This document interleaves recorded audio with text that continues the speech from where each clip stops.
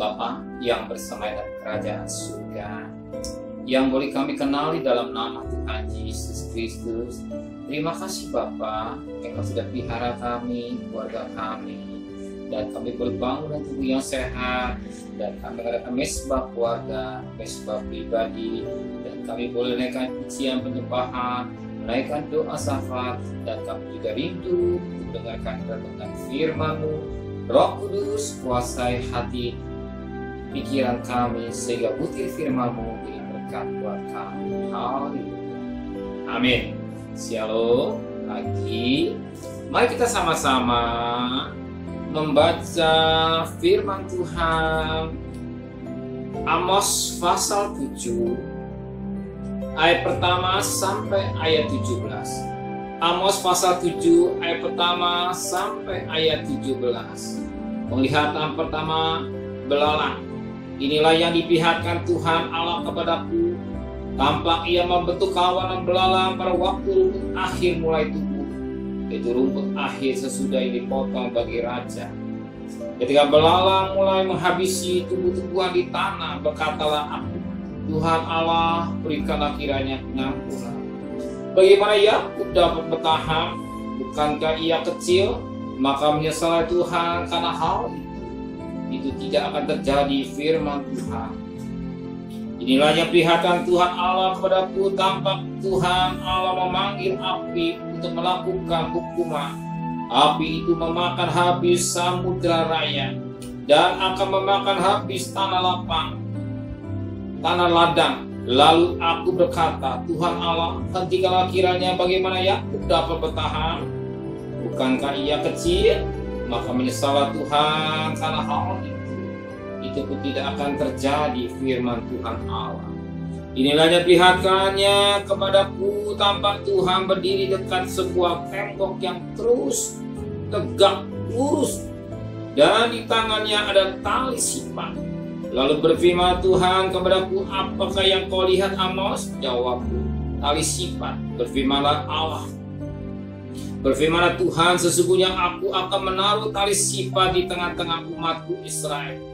Aku tidak akan memaafkan lagi bukit-bukit pengorbanan daripada Ishak. Akan dilicin tandaskan, dan tempat-tempat kudus Israel akan diruntuhkan, dan aku akan bangkit melawan keluarga Yerobeam dengan pedang. Lalu Amasya imam di Betel menyuruh orang menghadap Yerobeam raja Israel dengan pesan, Amos telah mengadakan persepakatan melawan tuanku di tengah-tengah kaum Israel.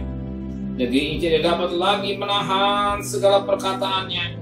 Sebab begini katakan Amos, Yerobeam akan mati terbunuh oleh pedang, dan Israel pasti pergi dari tanahnya sebagai orang buangan. Lalu berkatalah Amasya kepada Amos, lihat, pergilah, nyalakan ke tanah Yehuda, carilah makananmu sana dan teguhlah di sana. Tapi jangan lagi berbuat di Betel, sebab inilah tempat kudus raja, hingga bait suci kerajaan. Jawab Amos kepada Amasya, aku ini bukan nabi, dan aku ini tidak termasuk golongan nabi, melainkan aku ini seorang peternak dan pengucup buah arah hutan. Tapi Tuhan mengambil aku dari pekerjaan menggiring kambing domba. Dan Tuhan berfirman kepada aku, pergilah, berbuatlah terhadap umatku Israel.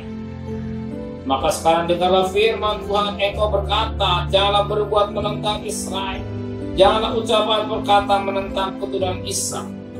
Sebab itu beginilah firman Tuhan, Tuhan, istrimu akan bersundal di kota, dan anak-anakmu laki-laki dan perempuan akan tewas oleh pedang. Tanahmu akan dibagi-bagikan dengan memakai tali pengukur. Engkau sendiri akan mati di tanah yang najis, dan Israel pasti pergi dari tanahnya sebagai orang buang. Puji Tuhan, satu rahasia yang indah yang kita petik pagi ini. Bagaimana Tuhan berbicara pada Amos. Pada peristiwa belalang yang pertama, Amos mohon kepada Tuhan. Sebagaimana pada ayat yang kedua, ketika belalang mulai menghabiskan tumbuhan di tanah, berkatalah Amos, Tuhan Allah, berikanlah kiranya pengampunan. Bagaimana Yakub bertahan? Bukankah ia kecil?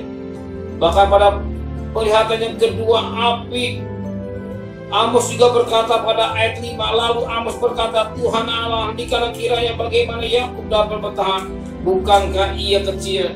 Daripada penglihatan yang ketiga, tali sifat, ya, tidak ada kata-kata minta, mereka doa sama, minta pengampunan dari Tuhan, supaya Tuhan yang menghukum belalang, yang menghukum api.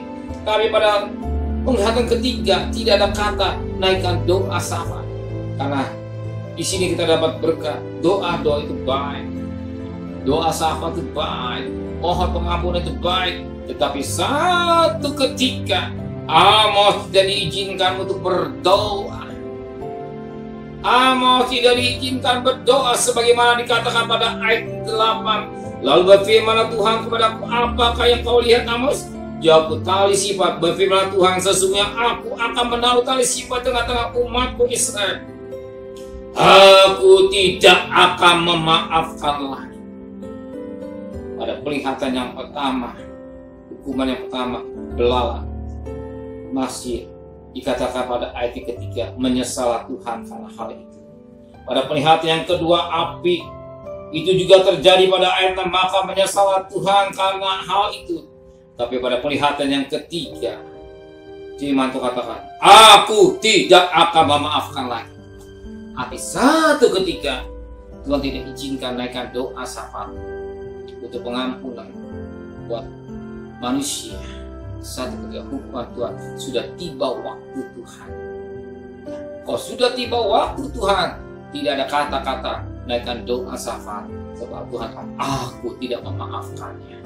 Betapa penting kita dengar peringatan-peringatan Tuhan melalui peristiwa-peristiwa gunung meletus, gempa bumi, tsunami, dan lain, dan peristiwa yang terlihat sekarang ini yang kita dengar, contoh peringatan. Tapi satu ketika tidak ada peringatan lagi. Tidak ada peringatan lagi. Satu ketika hukuman Tuhan akan jatuh ke dunia ini. Apa firman katakan? Melalui api. Oh, Tuhan belum datang karena Tuhan mau tidak satu pun manusia. Tapi satu ketika firman Allah katakan dalam 2 Petrus 3 ayat yang ke-11, 12, dan Tuhan akan menghukum manusia dengan api. Tidak satu pun yang bisa lari dari api. Maka firman Allah katakan betapa suci dan saleh kita harus hidup. Maka itu kita jaga hidup kita dengan baik di dalam dunia ini, sebab dunia sementara akan lenyap. Kita yang hidup ini yang kasih kesempatan yang baik oleh Tuhan. Kita gunakan waktu-waktu ini, jangan hanya perkara yang sia-sia, tapi perkara-perkara yang lakukan kehendak Tuhan. Amin. Terima kasih Bapa di surga. Penglihatan yang pertama belalang ada, didengar doa Amos, api didengar, tapi bicara tali sifat tidak ada. Tuhan tidak memaafkan lagi. Biarlah kami masih bernafas, kami masih diberikan hidup, kami mengintervensi diri, pimpin kami semua dengan keputusan. Yang kami bermain-main dosa, satu ketika Tuhan Allah akan datang, dan kami tetap setia pada Engkau. Terima kasih Bapa, sucikan hati dan pikiran kami sampai angan-angan kami, sehingga kami berjalan pada real firman Tuhan yang tepat dan benar. Kami serahkan keluarga kami yang tetap kami cari nafkah dengan selamat, pulang dengan selamat, jangan sampai kami terpapar virus corona. Dan kami mohon anugerah Tuhan belah buat bangsa kami Indonesia. Kami mohon naikkan doa syafaat buat Bapak Presiden, Wakil Presiden, para menteri, para gubernur, para bupati, para wali kota, para camat, para lurah, para RW, para RT, para minis, para relawan, para TNI, para Polri, bahkan mereka yang bekerja setempat, berikan hikmat yang berlebihan dalam berperang melawan virus corona. Biarlah kasih anugerah Tuhan belah buat bangsa kami Indonesia. Jangan kami mengalami gelombang ketiga yang meninggal semakin habis, tetapi yang sakit semakin juga berkurang banyak, tapi yang sembuh semakin banyak.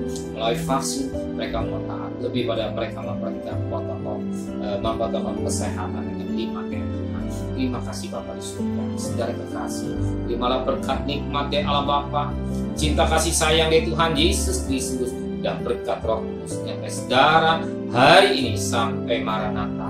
Tuhan Yesus datang, yang cinta Dia katakan amin. Tuhan memberkati.